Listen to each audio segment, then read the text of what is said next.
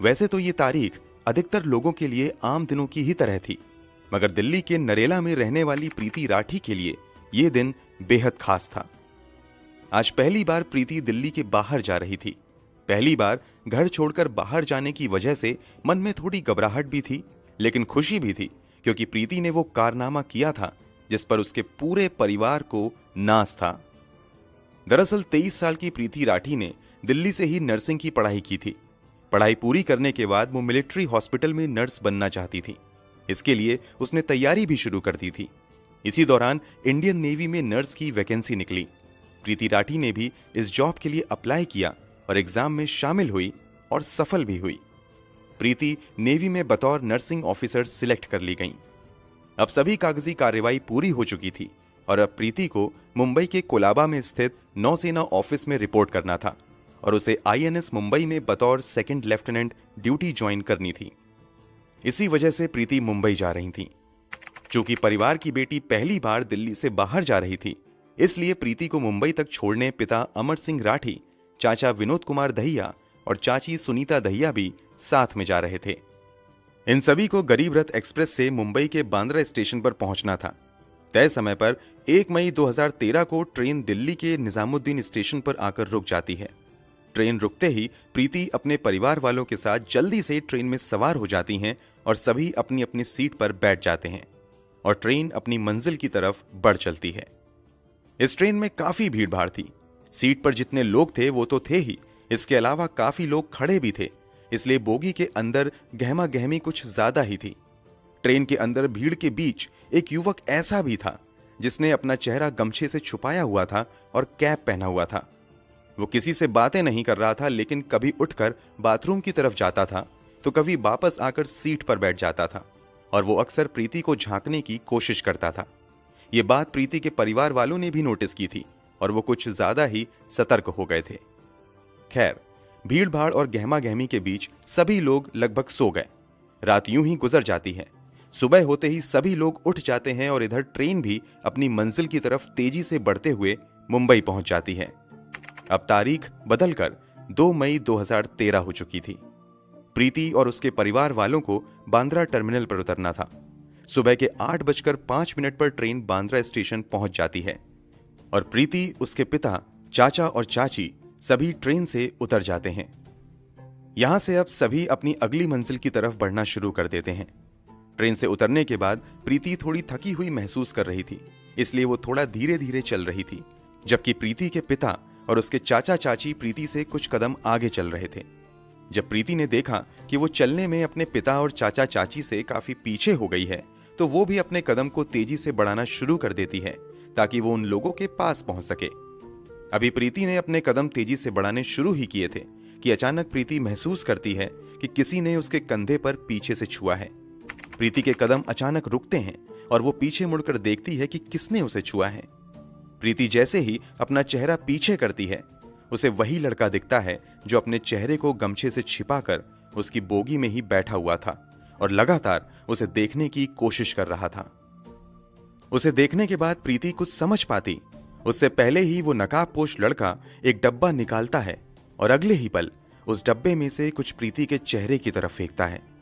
जैसे ही वो फेंकी गई चीज प्रीति के चेहरे पर पड़ती है, अचानक प्रीति दहाड़े मारकर चिल्लाना शुरू कर देती है।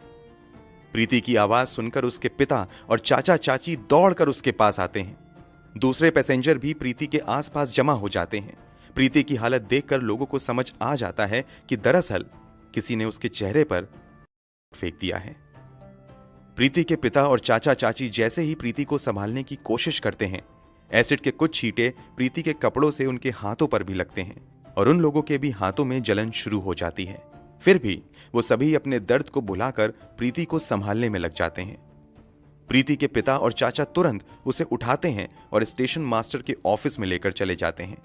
क्योंकि प्रीति काफी तकलीफ में थी और जख्म काफी गहरा लग रहा था, इसलिए रेलवे अधिकारी तुरंत प्रीति को दूसरे अस्पताल भेजने की तैयारी शुरू कर देते हैं। स्टेशन से सभी घायलों और प्रीति को भाभा हॉस्पिटल के लिए भेज दिया जाता है, लेकिन प्रीति की हालत बहुत ज्यादा गंभीर थी, इसलिए उसे भाभा हॉस्पिटल की बजाय पास के ही गुरु नानक हॉस्पिटल में भर्ती करवाया जाता है। उधर वो नकाबपोश लड़का प्रीति पर एसिड फेंकने के बाद भागने लगता है। तभी प्रीति की चीख सुनकर ठीक प्रीति के नजदीक खड़े समीर शेख नाम का एक युवक तुरंत उस डब्बे को उठाकर समझने की कोशिश करता है कि अचानक से हुआ क्या है। तभी डिब्बे से एसिड समीर के हाथों पर भी गिरता है। वो तुरंत डब्बा नीचे फेंकता है और समझ जाता है कि इस लड़की पर एसिड अटैक हुआ है, और वो तेजी से उस नकाबपोश व्यक्ति के पीछे भागना शुरू कर देता है। साथ ही चिल्लाता है, सलीम, सलमान, उसे पकड़ो, पकड़ो। दरअसल सलीम और सलमान भी समीर के साथी थे, इसलिए समीर को जब ये एहसास होता है कि लड़की पर एसिड अटैक हुआ है तो वो नकाबपोश के पीछे भागना शुरू कर देता है। साथ ही अपने दोनों जानने वालों को भी उस नकाबपोश लड़के को पकड़ने के लिए कहता है। वो लोग भी उस नकाबपोश का पीछा करने लगते हैं, लेकिन कुछ ही पलों में वो नकाबपोश उन सभी को चकमा देकर भाग जाने में कामयाब हो जाता है। समीर शेख, सलीम और सलमान, ये तीनों नाम याद रखिएगा, क्योंकि इस केस में इन तीनों ने आगे महत्वपूर्ण भूमिका निभाई थी। प्रीति को गुरु नानक हॉस्पिटल में एडमिट करवा दिया जाता है, जहां उसका ट्रीटमेंट शुरू हो जाता है, जबकि प्रीति के पिता, चाचा, चाची और समीर शेख को भी भाभा हॉस्पिटल ले जाया जाता है। इधर पुलिस मौके पर पहुंचकर स्पॉट पंचनामा बनाना शुरू कर देती है। समीर के जख्म ज्यादा गहरे नहीं थे, इसलिए उसे हॉस्पिटल से कुछ ही देर बाद छुट्टी मिल जाती है और उसे पुलिस वापस घटना स्थल पर लेकर आती है और उसके बयान के आधार पर पंचनामा दर्ज करना शुरू कर देती है। इसके अलावा पुलिस वहां से सबूत भी इकट्ठे करती है। चूंकि प्रीति को भाभा हॉस्पिटल ले जाने के लिए कहा गया था, लेकिन उसकी हालत ज्यादा गंभीर थी, इसलिए जल्दबाजी में गुरु नानक हॉस्पिटल ले जाया गया था। लेकिन समस्या ये थी कि गुरु नानक हॉस्पिटल में बर्न यूनिट नहीं था और वहां कई अन्य सुविधाओं की भी कमी थी। इसलिए कुछ देर के बाद प्रीति को गुरु नानक हॉस्पिटल से मसीना हॉस्पिटल रेफर कर दिया जाता है। मसीना हॉस्पिटल पहुंचते ही प्रीति का इलाज शुरू होता है। इधर पुलिस भी प्रीति का बयान दर्ज करने के लिए मसीना हॉस्पिटल पहुंचती है, लेकिन जख्म इतना गहरा हुआ था कि प्रीति की आवाज जा चुकी थी। प्रीति का चेहरा बुरी तरीके से जल चुका था, साथ ही उसके गर्दन पर भी गंभीर घाव हुए थे। इस कारण प्रीति का बयान दर्ज नहीं किया जा सका। प्रीति के शरीर पर जरूर गहरे जख्म हुए थे, मगर प्रीति का हौसला अभी टूटा नहीं था और वो पूरे जज्बे और हिम्मत से लड़ रही थी। अब प्रीति चाहकर भी कुछ नहीं बोल पा रही थी, तो उसने हाथों से लिखने का इशारा किया। इसके बाद प्रीति को पेन और पेपर दिया गया। प्रीति लिखकर डॉक्टर और अपने माता पिता से बात करने लगी। इस एसिड अटैक की खबर मीडिया में भी फैल चुकी थी और धीरे धीरे ये खबर अखबारों और टेलीविजन की सुर्खियां बनने लगी। देखते ही देखते देश भर में ये मुद्दा छा गया। लोग इस एसिड अटैक के खिलाफ सड़कों पर उतरने शुरू हो गए और देश के कई हिस्सों में विरोध प्रदर्शन किया गया और जल्द से जल्द प्रीति के गुनहगारों को गिरफ्तार करके सजा देने की मांग शुरू की गई। पुलिस पर भी भारी दबाव था कि वो तुरंत अपराधी को गिरफ्तार करे, लेकिन समस्या ये थी कि अपराधी का कहीं से कोई क्लू नहीं मिल रहा था। हालांकि घटना के समय स्टेशन पर मौजूद कुछ गवाहों के बयान के अनुसार अपराधी का स्केच पुलिस ने तैयार करवा लिया था और अपराधी की तलाश शुरू हो गई थी, मगर पुलिस के हाथ खाली थे। इसी बीच 4 मई 2013 को पवन कुमार नाम का एक लड़का प्रीति की बहन तन्नू को फोन करता है और प्रीति के बारे में पूछता है कि वो कैसी है। पवन कुमार बीटेक का स्टूडेंट था और प्रीति से उसकी पुरानी जान पहचान थी। इस बात की जानकारी तन्नू अपने पिता अमर सिंह राठी को देती है और अमर सिंह जांच कर रहे पुलिस अधिकारियों को भी इस बात की जानकारी देते हैं कि पवन कुमार नाम के एक लड़के ने फोन करके प्रीति का हालचाल पूछा है। ये जानकारी हाथ लगने के बाद पुलिस वो स्केच जो गवाहों के बयान के आधार पर बनाया गया था प्रीति को दिखाती है और प्रीति से पूछती है कि क्या तुम इन्हें पहचानती हो।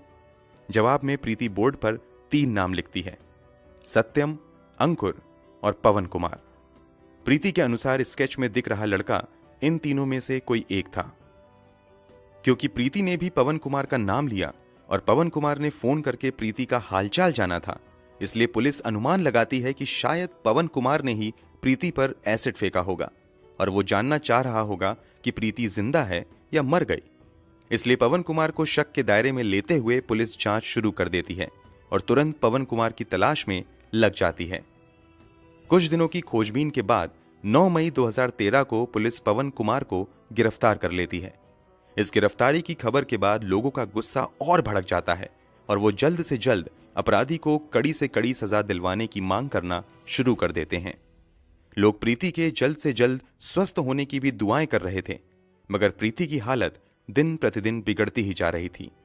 मसीना हॉस्पिटल में आए हुए उसे कई दिन हो चुके थे और यहां प्रीति की कई सर्जरी भी की गई थी, मगर हालात सुधरने की बजाय बिगड़ते ही जा रहे थे। प्रीति के इंटरनल ऑर्गन्स धीरे धीरे काम करना बंद कर रहे थे।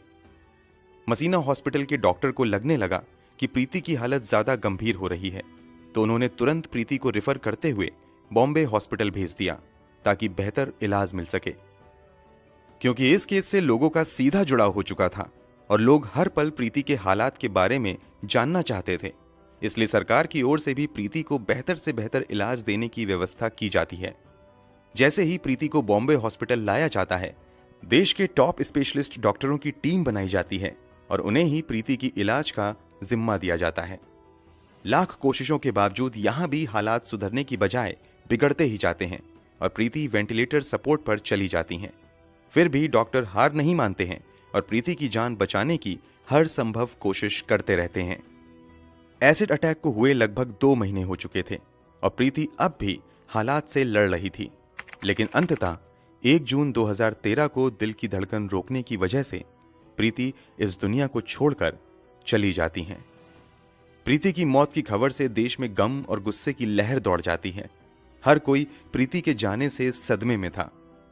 प्रीति की मौत के बाद पोस्टमार्टम किया जाता है और उसके शव को अंतिम संस्कार के लिए दिल्ली लाया जाता है, लेकिन प्रीति के घर वाले मामले की सीबीआई जांच की मांग करते हुए अंतिम संस्कार करने से मना कर देते हैं और प्रीति के शव के साथ ही एक प्रदर्शन रैली निकाली जाती है। अंत में सरकार की ओर से सीबीआई जांच का आश्वासन मिलने के बाद पूरे राजकीय सम्मान के साथ प्रीति का अंतिम संस्कार किया जाता है। प्रीति की मौत और अंतिम संस्कार के बाद हर किसी की एक ही मांग थी कि जल्द से जल्द प्रीति के कातिलों को कड़ी से कड़ी सजा दिलवाई जाए। पुलिस ने भी पवन कुमार नाम के एक लड़के को गिरफ्तार कर लिया था, लेकिन समस्या ये थी कि पवन कुमार के खिलाफ किसी भी तरह का सबूत नहीं मिल रहा था। रेलवे पुलिस भी अब तक पवन कुमार के खिलाफ कोई सबूत नहीं ढूंढ पाई थी। इसी बीच प्रीति के पिता अमर सिंह राठी अपने स्तर से पता लगवाते हैं तो ये बात सामने आती है कि 2 मई 2013 यानी घटना वाले दिन पवन कुमार मुंबई में था ही नहीं, बल्कि वो रोहतक में था। बाद में पुलिस भी पवन कुमार के फोन का लोकेशन हिस्ट्री निकलवाती है तो पता चलता है कि घटना वाले दिन पवन कुमार वास्तव में रोहतक में था। पुलिस की बजाय प्रीति के पिता द्वारा यह पता लगाना कि पवन कुमार उस दिन रोहतक में था, पुलिस की बड़ी नाकामी थी और ये इस बात का भी संकेत था कि पुलिस इस घटना की जांच सही तरीके से नहीं कर रही है। इसलिए प्रीति के पिता कोर्ट में एक रिट पिटीशन फाइल करते हैं और सीआईडी मुंबई से जांच की मांग करते हैं। कोर्ट ये मांग मान लेता है और मामले की जांच सीआईडी मुंबई को दे दी जाती है। केस हाथ में आते ही सीआईडी मुंबई जांच के सिलसिले में सबसे पहले प्रीति राठी के घर जाती है और कुछ जानकारी जुटाना शुरू कर देती है। सीआईडी के अधिकारी प्रीति के कुछ नजदीकी रिश्तेदारों से भी पूछताछ करते हैं। रिश्तेदारों से पूछताछ के दौरान एक रिश्तेदार पुलिस वालों को बताती है कि पड़ोस में ही रहने वाला अंकुर पवार नाम का एक लड़का प्रीति से एक तरफा प्यार करता था। उसने प्रीति को प्रपोज भी किया था, लेकिन प्रीति ने साफ मना कर दिया था। इसके अलावा अंकुर पवार प्रीति से ही शादी करने की जिद कर रहा था, लेकिन प्रीति ने इस प्रस्ताव को भी ठुकरा दिया था। प्रीति के एक रिश्तेदार के मुताबिक इसी के बाद अंकुर ने प्रीति को अंजाम भुगतने की धमकी दी थी। पुलिस के लिए यह एक बड़ा क्लू था। पुलिस तुरंत अंकुर का पता लगाती है और उसे पूछताछ के लिए बुलाया जाता है। पुलिस अंकुर से पूछती है कि 1 मई 2013 को तुम कहां थे। इस पर अंकुर ठीक ढंग से जवाब नहीं दे पाता है और तुरंत अपने बयान बदलने लगता है। इसके अलावा पुलिस को यह भी नजर आता है कि अंकुर के दोनों हाथों पर जख्म के निशान हैं। ये जख्म वैसे ही थे जैसा कि एसिड से जलने पर होता है। अंकुर द्वारा बार बार बयान बदले जाने और अंकुर के हाथों पर जख्म के निशान देखकर पुलिस का शक और गहरा हो जाता है और वो अंकुर को पूछताछ के लिए 17 जनवरी 2014 को मुंबई लेकर आ जाती है। मुंबई लाकर उससे कुछ और पूछताछ की जाती है और कुछ ही समय की पूछताछ में ये साफ हो जाता है कि एसिड फेंकने वाला व्यक्ति कोई और नहीं बल्कि यही अंकुर पवार था। पुलिस तुरंत अंकुर को गिरफ्तार कर लेती है और उसके मेडिकल एग्जामिनेशन के लिए जेजे हॉस्पिटल भेज देती है। हॉस्पिटल से आने के बाद पुलिस अंकुर से पूछताछ शुरू करती है। पूछताछ में अंकुर बताता भी है कि दरअसल वो प्रीति को पसंद करता था और उससे ही शादी करना चाहता था, लेकिन प्रीति ने मना कर दिया था। इसी से वो काफी चिढ़ा हुआ था। इधर प्रीति ने इंडियन नेवी में भी नौकरी हासिल कर ली थी, जबकि अंकुर बेरोजगार बैठा हुआ था। इस कारण अंकुर के घरवाले उसे ताना देने लगे थे। इससे भी अंकुर को प्रीति से काफी जलन होने लगी थी। इसी के बाद अंकुर ने तय कर लिया था कि वो प्रीति को सबक सिखाएगा। प्रीति ने नेवी में नौकरी हासिल की है, इस बात की जानकारी आसपास के लोगों को भी लग चुकी थी और लोग ये भी जान चुके थे कि 1 मई को प्रीति मुंबई जाएगी। अंकुर को भी इस बात की जानकारी हो चुकी थी, इसीलिए वो ट्रेन में सवार हुआ था। अंकुर ट्रेन के अंदर ही प्रीति पर एसिड फेंकना चाहता था, लेकिन ट्रेन के अंदर भीड़ काफी ज्यादा थी और ऊपर से अंकुर लगातार ट्रेन में प्रीति को घूर रहा था। इस कारण उसके माता पिता कुछ ज्यादा ही सतर्क हो गए थे, इसलिए ट्रेन के अंदर अंकुर को प्रीति के ऊपर एसिड फेंकने का मौका ही नहीं मिल पाया। वैसे सुबह के 4 बजे अंकुर ट्रेन की टॉयलेट के पास भी जाकर खड़ा हुआ था कि अब अगर प्रीति यहां आए तो वो यहीं पर एसिड फेंक देगा, लेकिन प्रीति वहां नहीं आई, इसलिए अंकुर का प्लान यहां पर भी फेल हो गया। आखिरी में जब प्रीति ट्रेन से उतरती है तब अंकुर उस पर एसिड फेंकता है। अंकुर ने जरूर अपना गुनाह कबूल कर लिया था, लेकिन पुलिस के सामने सबूत जुटाने की बड़ी चुनौती थी, इसलिए पुलिस अंकुर पवार के खिलाफ सबूत जुटाने में लग जाती है। सबसे पहले यह पता लगाने की कोशिश की जाती है कि आखिर अंकुर को एसिड दिया किसने था। जांच पड़ताल के दौरान खुलासा होता है कि अंकुर ने मुकेश भार्गव नाम के एक दुकानदार से यह कहते हुए एसिड खरीदा था कि उसने अंकुर बैटरीज नाम से अपनी एक दुकान खोली है, इसलिए उसे एसिड चाहिए। अंकुर ने दुकानदार को कहा था कि वो बहुत ज्यादा एसिड खरीदेगा, लेकिन ज्यादा एसिड खरीदने से पहले वो सैंपल देखना चाहता है, इसलिए दुकानदार ने उसे बतौर सैंपल एक हॉर्लिक्स के डब्बे में लगभग 2 लीटर एसिड दे दिया था। सबूत और मजबूत होने के लिए अंकुर की फोन डिटेल निकलवाई जाती है, तो पता चलता है कि 1 मई को अंकुर निजामुद्दीन स्टेशन पर था और फिर उसकी लोकेशन 2 मई की सुबह यानी घटना वाले दिन मुंबई के बांद्रा टर्मिनल पर थी। अब अंकुर की आइडेंटिटी कंफर्म करने के लिए पुलिस आई विटनेस के सामने आइडेंटिफिकेशन परेड करवाती है। आइडेंटिफिकेशन परेड के दौरान एक साथ कई लोगों को खड़ा किया जाता है, उसमें अंकुर भी शामिल होता है। उसके बाद उन लोगों को भी बुलाया जाता है जिन्होंने पहले गवाही दी थी कि हमने एसिड फेंकने वाले को देखा है। उन गवाहों में से समीर शेख, सलीम शेख और सलमान शेख अंकुर को देखते ही तुरंत पहचान लेते हैं और पुलिस वालों को बताते हैं कि ये वही लड़का है जो एसिड फेंकने के बाद भाग रहा था। दरअसल जब अंकुर एसिड फेंक कर जैसे ही पीछे मुड़ा था तो उसके चेहरे से वो गमछा हट गया था। चूंकि समीर शेख ने ही सबसे पहले एसिड फेंकने वाले व्यक्ति को पकड़ने की कोशिश की थी और भागने के दौरान एक बार अंकुर पीछे मुड़ा था, इसलिए समीर शेख ने उसका चेहरा भी देख लिया था। इसके अलावा सलीम और सलमान भी अंकुर का चेहरा देख चुके थे, इसलिए परेड के दौरान इन दोनों ने भी उसे पहचान लिया। परेड के दौरान समीर इस बात की भी पुष्टि करता है कि पुलिस ने जो डब्बा घटना स्थल से बरामद किया था वही डब्बा उसने अंकुर के हाथ में भी देखा था। इन तीनों के अलावा पवन मालवीय नाम का भी एक व्यक्ति अंकुर की पहचान करता है। इसके अलावा एक और व्यक्ति परेड के दौरान अंकुर की पहचान करता है और इस बात की गवाही देता है कि अंकुर उस रात ट्रेन में मौजूद था, क्योंकि लगभग 4 बजे उन्होंने अंकुर को टॉयलेट के पास खड़े देखा था। सभी पुख्ता सबूत जमा करने के बाद इस केस में अंकुर पवार को मुख्य आरोपी बनाते हुए चार्जशीट फाइल की जाती है और मामले की सुनवाई special city civil and session court greater Mumbai में शुरू होती है। ये जानकर आपका खून खौल जाएगा कि जब अंकुर को सुनवाई के लिए कोर्ट में लाया जाता है तो वो अक्सर मुस्कुराते हुए आता है। कई बार वो मुस्कुराते हुए विक्ट्री साइन दिखाता था। कोर्ट में सुनवाई के दौरान पुलिस की ओर से कुल 37 गवाह पेश किए जाते हैं। कोर्ट में भी आकर समीर, सलीम और सलमान शेख अंकुर की पहचान करते हुए गवाही देते हैं। सभी सबूतों और गवाहों को देखने के बाद आखिरकार स्पेशल कोर्ट द्वारा प्रीति राठी के अपराधी अंकुर पवार को आईपीसी की धारा 302 और धारा 326 बी के तहत दोषी पाते हुए मौत की सजा सुनाई जाती है और 5,000 का जुर्माना भी लगाती है। यह भारत के इतिहास में पहली बार था जब किसी एसिड अटैकर को फांसी की सजा सुनाई गई थी। इस मामले में पैरवी कर रहे स्पेशल पब्लिक प्रोसिक्यूटर एएम चिमलकर ने अंकुर की इस दरिंदगी को किसी भी महिला के खिलाफ की गई अब तक की सबसे बड़ी हैवानियत करार दिया था। वहीं इसी मामले की सुनवाई कर रहे जज ने फैसला सुनाते हुए टिप्पणी की थी कि इस एसिड अटैक की वजह से प्रीति का चेहरा इतनी बुरी तरीके से जल चुका था और इतना भयावह हो चुका था कि अगर प्रीति ने अपना चेहरा देख लिया होता तो शायद वो उसी दिन मर जाती। ये टिप्पणी अंकुर की दरिंदगी को बताने के लिए काफी है। अंकुर पवार कितना बड़ा शैतान और पत्थर दिल इंसान था, इसका अंदाजा आप इस बात से भी लगा सकते हैं कि जब जज ने उसे फांसी की सजा सुनाई तो उसके चेहरे पर जरा भी डर का भाव नहीं था। उसने प्रीति के साथ जो कुछ भी किया उसे इसका भी अफसोस नहीं था। वो कोर्ट में बड़ी बेशर्मी से मुस्कुरा रहा था। उसकी ये क्रूर हंसी प्रीति के परिवार वालों के जख्म पर नमक जैसी थी। मुंबई सेशन कोर्ट से भले ही अंकुर को फांसी की सजा मिल गई, मगर अंकुर ने बॉम्बे हाई कोर्ट में इस फैसले के खिलाफ अपील कर दी। हाई कोर्ट में इस मामले की सुनवाई जस्टिस वीपी धर्माधिकारी और जस्टिस पीडी नायक कर रहे थे।